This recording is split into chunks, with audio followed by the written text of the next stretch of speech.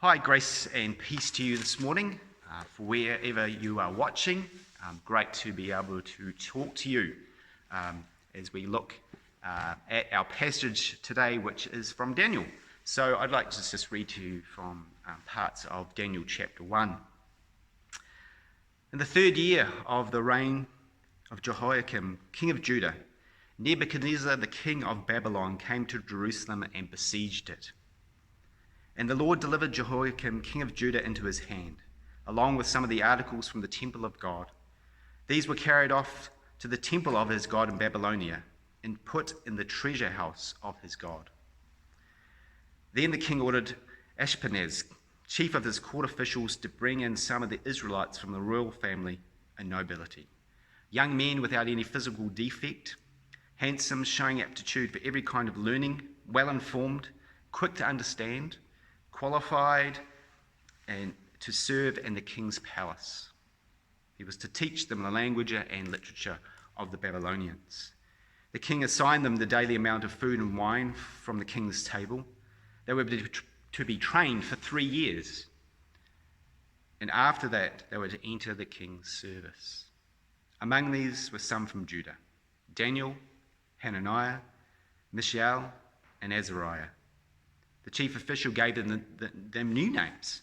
To Daniel, the name Belteshazzar; Hananiah, Shadrach; to Mishael, Meshach; and to Azariah, Abednego.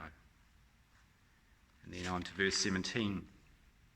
To these young men, God gave them knowledge and understanding of all kinds of literature and learning. And Daniel could understand visions and dreams of all kinds. At the end of the time set by the king to bring them in, the chief official presented them to Nebuchadnezzar. The king talked with them, and he found none equal to Daniel, Hananiah, Mishael, and Azariah, so they entered the king's service. In every matter of wisdom and understanding about which the king questioned them, he found them 10 times better than the magicians and enchanters in his whole kingdom. And Daniel remained there until the first year of King Cyrus. And Lord, bless the reading of his word to us this morning. Early on in my married life, my first role as an assistant pastor came to a natural and positive end. And with a calling and experience under my belt, I began applying for roles with other churches, fully expecting to find a position with ease. And nothing opened up. I applied for pastoral roles, but I often found I was third or fourth on their lists. And this continued to happen until all the avenues dried up. And it was a battle, actually, that was compounded by the arrival of an unwanted stranger in my life: depression. Now, depression at that time in my mind was something that always happened to someone else. It was something I would never have to deal with in my life, but here it was. And so a deep, dark shadow was cast over my life. I was not, at that time, as you can imagine, living my best life now. This wasn't going to be 7 steps to bring me out of this. I prayed hard and I prayed often, but nothing seemed to shift. And there were whole weeks when a day didn't go by when I would be reduced to tears, and sometimes for no apparent reason. And this was not my first choice life. It was not on my list of life's achievements to tick off. What I was experiencing is what is termed as a second choice world, to which at that time looked like there'd be no end. Those were hard days. And then we come to the story of Daniel. And to fill in some of the gaps, foreign invaders and troops invade his city of Jerusalem, killing hundreds, if not thousands, of people. Daniel was one of the lucky ones, and he's set aside for a life of slavery and servitude. As was the custom at the time, he would have been stripped naked and chained as a means of humiliating and disempowering him and them in preparation for his long journey to Babylon. Daniel, along with those who survived, were being forced marched non-stop by the tyrannical and cruel Nebuchadnezzar. And so he finds himself far from home, no family, surrounded by a culture that had rejected the Lord and was filled with idolatry. And nobody asks Daniel and his companions what they think. They don't ask him if he likes it here. They're just a commodity. They can't worship as they once did because the temple has been obliterated, and even their names are changed. This isn't Daniel's first choice life. This wasn't part of his plan. Even at a young age, I'm sure he probably had plans and ideas of where his life might head. I'm sure he'd rather be back home in Jerusalem. Instead, he's dumped into his second choice world to live in these circumstances for the rest of his life. And by the way, he was probably somewhere between the age of 12 and 18 when Jerusalem fell. The thing is, second choice lives, they're so common. And second choice worlds are common. We find ourselves not living the life that we plan to live, and we're left living a second choice life instead, or even a third or fourth. We are where we are. We can't go back and change the past. We're not where we want to be or expected to be. And it might be that you're in a highly paid professional job that has become meaningless, or you reach an age and stage of life and you just realize and know that you've let opportunities pass you by, or you might be facing long-term illness. It could be something like, that your home, which was so safe and secure, has been burgled, or close friends are now distant, or your forever love has left. And none of those are first choice worlds, first choices. And it's hard. We're tempted to think, well, there's no way my second choice world could be compared to those who are far worse off. But this doesn't mean that the pain is any less real. And it shouldn't surprise us that it's often Christians who really, really struggle with the idea of having to live in a second choice world. And part of the problem is what we've been taught by our churches and the culture in the West. I read the story this week about a grandfather who was informed by his grandson that at his high school recently he was told, if you can dream it, you can do it. And his grandfather's response was on point. He says, it's really not true, because there's probably thousands of young boys out there who want to grow up to be All Blacks or Black Caps, or girls who aspire to be Silver Ferns and Black Sticks and so on. And not many of them are going to do that.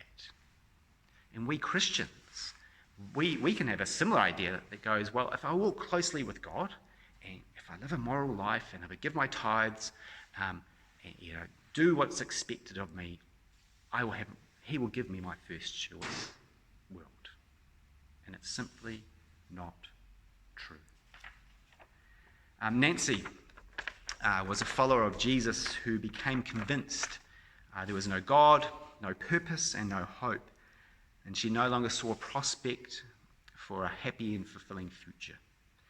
Nancy envisioned doing all that Nancy envisioned doing is enduring what was to come, or better still, finding a way to get out of this life business as soon as possible. And during her first session, Nancy spoke of abandoned relationships and shattered ambitions. Nothing she had dreamed of for her life had materialized. And her present state of mind had begun 3 years ago when she was employed by a large organization as a sales manager. Though through diligence and hard work, she had made her way up the ladder, a promotion past others older than she, and soon she was competing effectively in a field traditionally dominated by men. At first, she found her work satisfying, it had occupied most of her waking mind, and had given her a sense of fulfillment. She had dated some, but had not met the right man yet. There's still lots of time for this, she reassured herself while she was ladder climbing. Then things began to go wrong. She became restless and unhappy. Seeds of discontentment emerged. Her life, which had once been a beautiful garden, was now growing weeds. Beauty had given way to ugliness. So what went wrong for Nancy? Well, it all started when she picked up a Christian book on health, wealth, and success. And central to this book's idea was that God wanted everyone to be healthy and wealthy and successful. And Nancy swallowed this hook, line, and sinker. These were the things that Nancy said to herself about her life. Believing she was entitled to better, Nancy resigned her job, but better didn't come. Within 6 months, she was depressed and on the verge of bankruptcy. You know, the reason why this kind of thinking is so destructive is because it paints our second or third or fourth choice worlds as dead ends where God is absent. And so a question often becomes, where is God in all of this? And I'm sure that must have crossed the minds of Daniel and Hananiah, Mishael and Abednego. I mean, all that they had seen, all the destruction and slaughter and where they had found themselves, it must have been, where is God? And what we discover, though, with Daniel and his companions is not that he not only survives, but he thrives. I mean, we're told in verse 17 of chapter 1, to these 4 men, young men, God gave knowledge and understanding of all kinds of literature and learning. And Daniel could understand visions and dreams of all kinds. And that last piece is an insight into the way the world opens up for Daniel. As you read further in the story, Nebuchadnezzar, who is prone to rage and is actually a bit of a psychopath, needs someone to interpret his dreams. And none of his advisors can. And because of this, and because of the type of man he is, he sentenced them all, including Daniel and his companions, to death. Daniel, though, tactfully approaches the king and is able to bring peace to his tormented soul.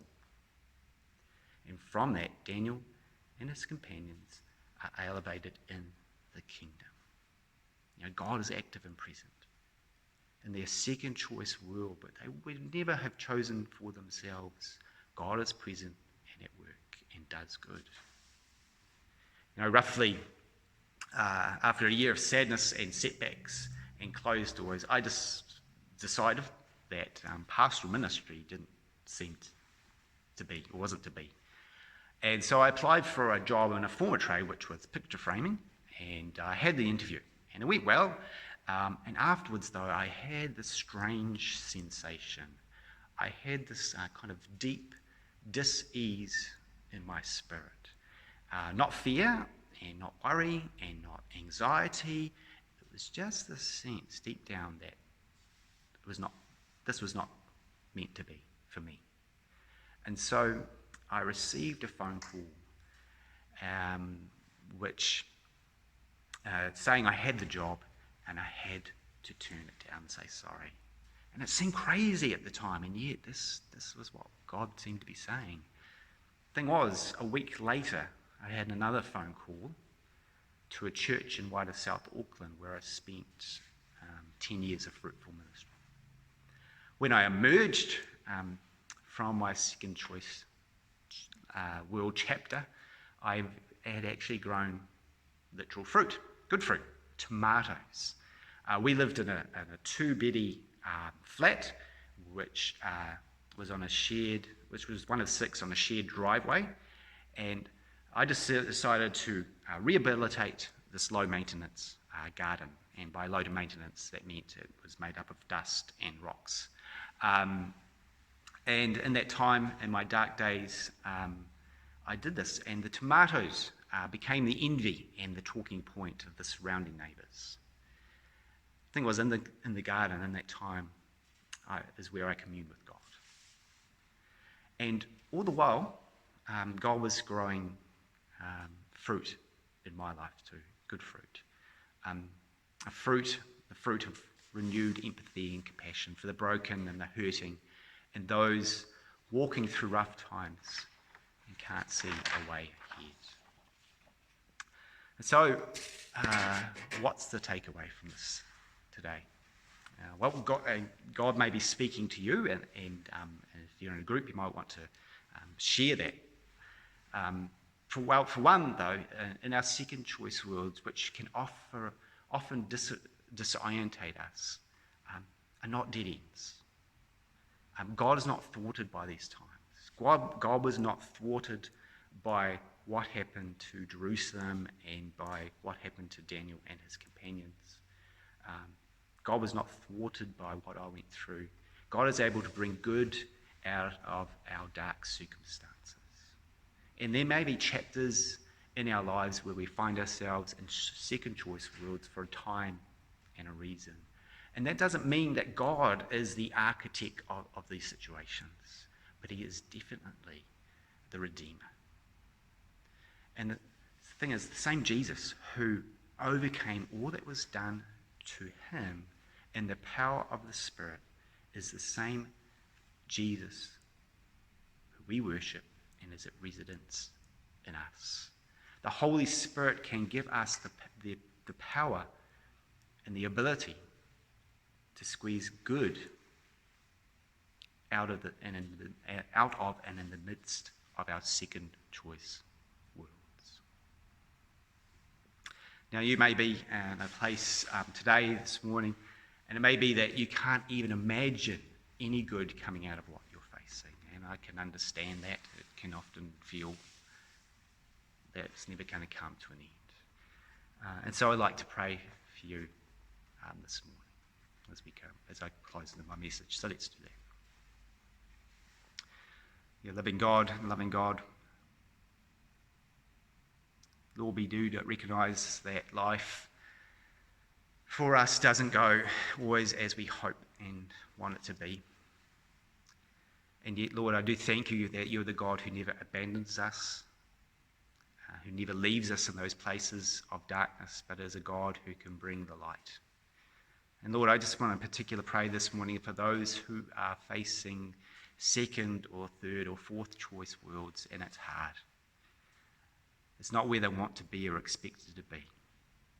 And I would ask this morning, Lord God, that you, by your Spirit, the same Spirit who raised Jesus from the dead, would be at work to bring the good to light, that good fruit and the goodness of God will be seen. So I do ask that in your name, Lord. Amen. Amen. So thanks for watching, thanks for listening if you were doing it in that format, and I hope to see you all soon. God bless.